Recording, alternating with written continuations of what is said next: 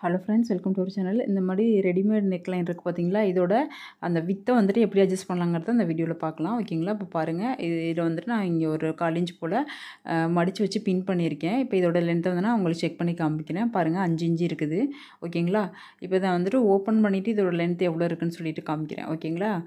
இப்போ பாருங்கள், இதை நான் ஓப்பன் பண்ணிட்டேன். இப்போ ஓப்பன் பண்ணதுக்கப்புறம் இதோட லென்த் எவ்வளோ இருக்குதுன்னு சொல்லிட்டு பாருங்கள். இந்த இடத்துல 6 இன்ச் இருக்குது. இது மாதிரி உங்களுக்கு ரொம்ப வந்துட்டு இந்த இடத்துல வித்து ரொம்ப ஜாஸ்தியாக இருந்துச்சுன்னா இது மாதிரி ஒரு 1/4 இன்ச்சு போல் இதில் வந்துட்டு மடித்து வச்சுக்கலாம். இப்போ உங்களுக்கு 1/4 இன்ச்சு மடிக்கிறதா எவ்வளோ மடிக்கணுங்கிறத வந்துட்டு உங்களுக்கு எவ்வளோ வித்து வேணுமோ அதுக்கு அக்கார்டிங் ஃபேஸ் பண்ணிக்கோங்க. ஓகே ஃப்ரெண்ட்ஸ், இப்போ இது பார்த்திங்கன்னா எனக்கு வந்துட்டு 6 இன்ச் இருக்குது. அதே அளவுக்கே நான் வந்துட்டு வச்சுக்கிறேன். ஓகேங்களா? இப்போ இதுக்கு வந்துட்டு இதில் உள்ளே வச்சு தைக்கிறதுக்கு இது மாதிரி சேம் அளவுக்கு உள்ள பீஸை வந்துட்டு எடுத்திருக்கேன். இதை வந்துட்டு நல்ல பக்கமும் ஒன்றா இருக்க மாதிரி வச்சு நம்ம பின் பண்ணிக்கலாம்.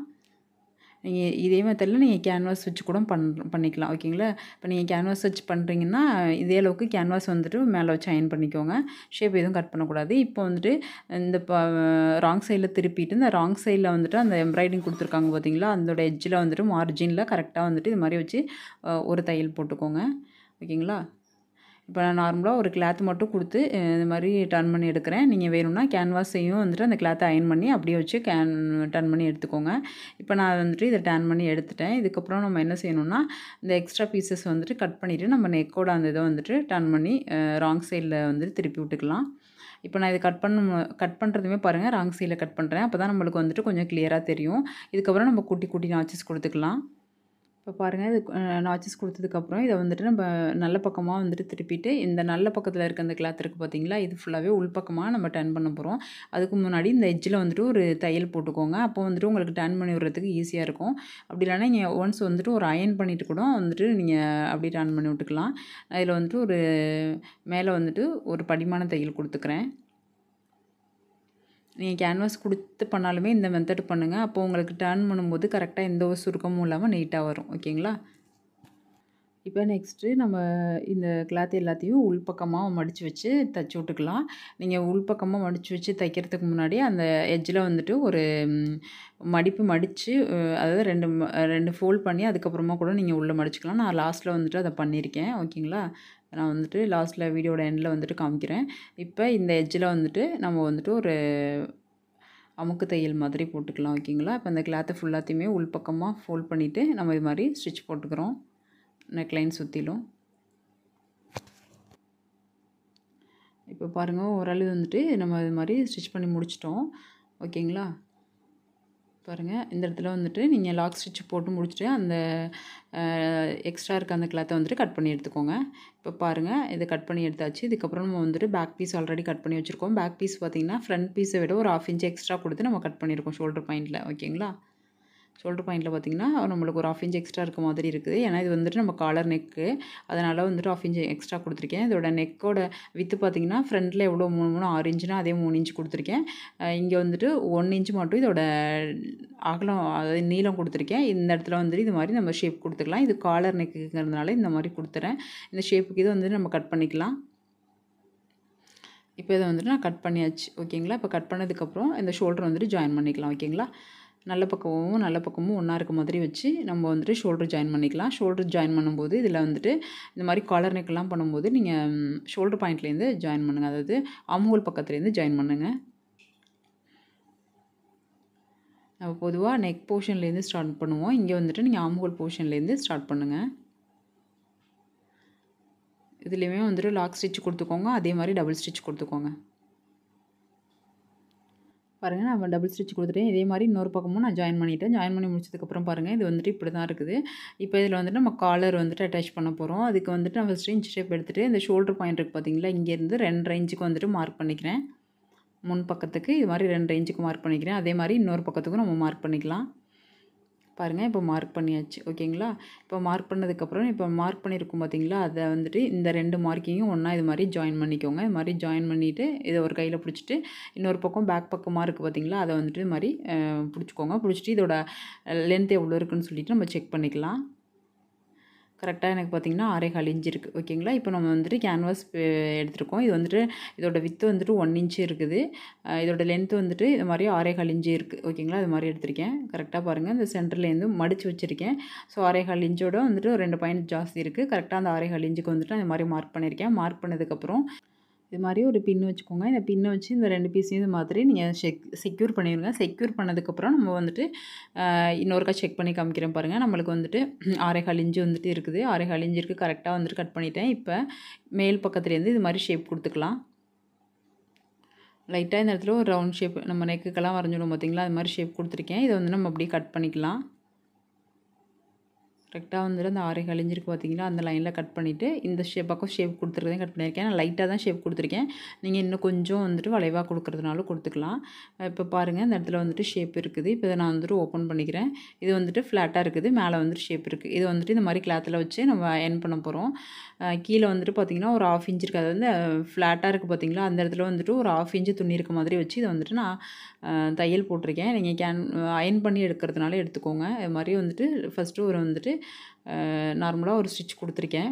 ஸ்டிச் கொடுத்ததுக்கப்புறம் இப்போ மேலே இருக்க கிளாத் இருக்குது பார்த்தீங்களா, இதில் வந்துட்டு ஒரு 1/2 இன்ச் போல் கிளாத்தை கொடுத்துட்டு இதை வந்துட்டு இது மாதிரி 2ஆக மடிச்சுக்கோங்க. 2ஆக மடிச்சுட்டு இது மாதிரி பின் பண்ணிக்கலாம்.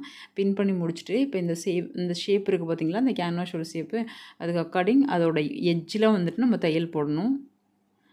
கேன்வாஸில் போடக்கூடாது, அதோட எட்ஜில் வந்துட்டு தையல் போட்டுக்கணும். கரெக்டாக அந்த ஷேப்புக்கு தகுந்த மாதிரி கொடுங்க.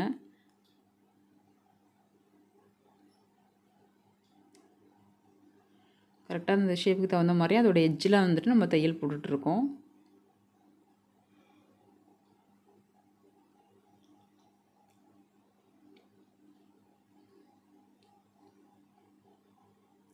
இப்போ இந்த பக்கம் வந்தோடனே இந்த இடத்துல வந்துட்டு நீடில் கீழே இறக்கிட்டு இதை டர்ன் பண்ணி விட்டு கீழே வந்துட்டு இது மாதிரி ஃபினிஷ் பண்ணிக்கோங்க.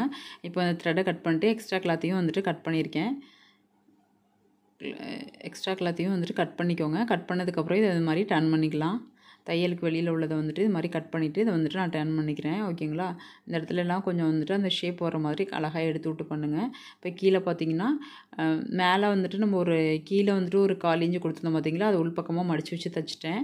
இப்போ பாருங்கள் இது மாதிரி இருக்கும். இது மாதிரி இருக்குது. இப்போ வந்துட்டு இதுக்கு வந்துட்டு நம்ம சென்டர் பாயிண்ட் எடுத்துக்கணும்.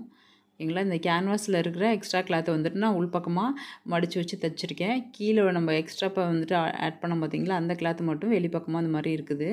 ஸோ இதை வந்துட்டு நம்ம குர்த்தியில் வந்துட்டு அட்டாச் பண்ண போகிறோம். இதை வந்துட்டு இது மாதிரி சென்டர் மார்க் பண்ணிக்கோங்க. இப்போ ரெடி பண்ணி வச்சுருந்த காலர் பீஸ் இருக்குது பார்த்தீங்களா, அதுக்கு சென்டர் மார்க் பண்ணிக்கோங்க. இந்த இடத்துல வந்துட்டு லைட்டாக மட்டும் தான் கட் பண்ணணும், ஜாஸ்தி கட் பண்ணிடாதீங்க. இது மாதிரி நான் சாக்கு வச்சு நான் மார்க் பண்ணிட்டேன். மார்க் பண்ணதுக்கப்புறம் அதே மாதிரியே பேக் சைட்லேயும் சென்டர் மார்க் பண்ணியிருக்கணும். இந்த சென்டர் மார்க்கும் ஒன்றா இருக்க மாதிரி வச்சு ஒரு பக்கத்துலேருந்து ஸ்டார்ட் பண்ணி இன்னொரு பக்கத்தில் வந்து நம்ம முடிக்கணும். ஓகேங்களா, கரெக்டாக அந்த சென்டர் மார்க்கிங் இருக்குது பார்த்தீங்களா, அந்த இடத்துல ஸ்டார்ட் பண்ணணும். பாருங்கள் இது பேக் சைடில் தான் ஸ்டார்ட் பண்ணுறோம். பேக் சைடில் இந்த இடத்துல ஸ்டார்ட் பண்ணி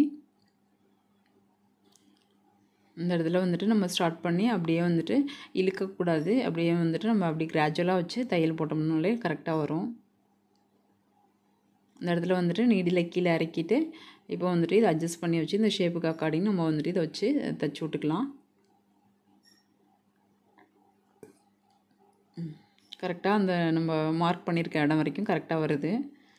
ஸோ இந்த இடத்துல வந்துட்டு கொஞ்சமாக அந்த பிசிறு எதுவும் தெரியாத மாதிரி அட்ஜஸ்ட் பண்ணி வச்சு தைச்சிக்கோங்க.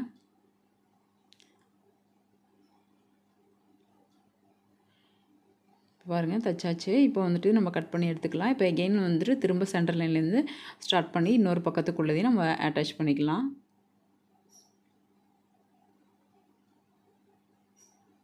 இப்போ அந்த ஷோல்டர் பாயிண்ட் வந்த இடம்னா நீடியில் வந்துட்டு கீழே இறக்கிட்டு இப்போ வந்துட்டு நம்ம இதை வந்துட்டு அட்ஜஸ்ட் பண்ணி விட்டுக்கலாம்.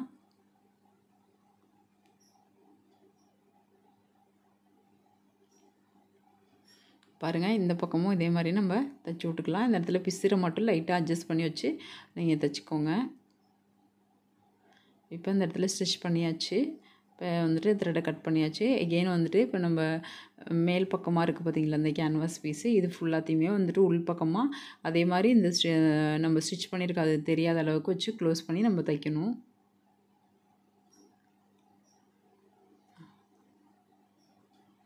இது வந்துட்டு அப்படியே உள் பக்கமாக கொண்டு போயிடணும். ஓகேங்களா,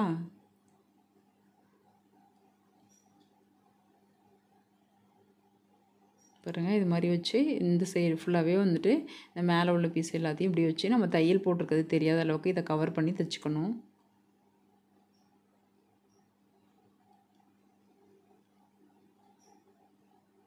இதே மாதிரி ஒரு எட்ஜில் ஸ்டார்ட் பண்ணி இன்னொரு எட்ஜ் வரைக்கும் நம்ம இதை முடிச்சுக்கலாம்.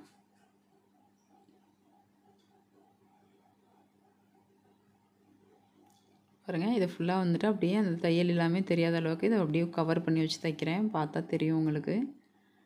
இப்போ வந்துட்டு இங்கேயும் ஸ்டிச் பண்ணி முடிச்சாச்சு. ஸோ இதை வந்துட்டு கட் பண்ணி எடுத்துக்கலாம்.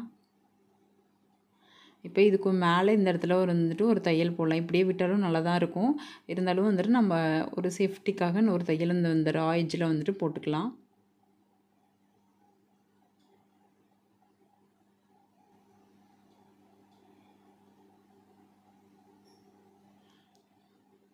பாருங்கள், அது மாதிரி வந்துட்டு ஃபுல்லாக இங்கே வரைக்கும் நம்ம தையல் போட்டு முடிச்சுக்கலாம்.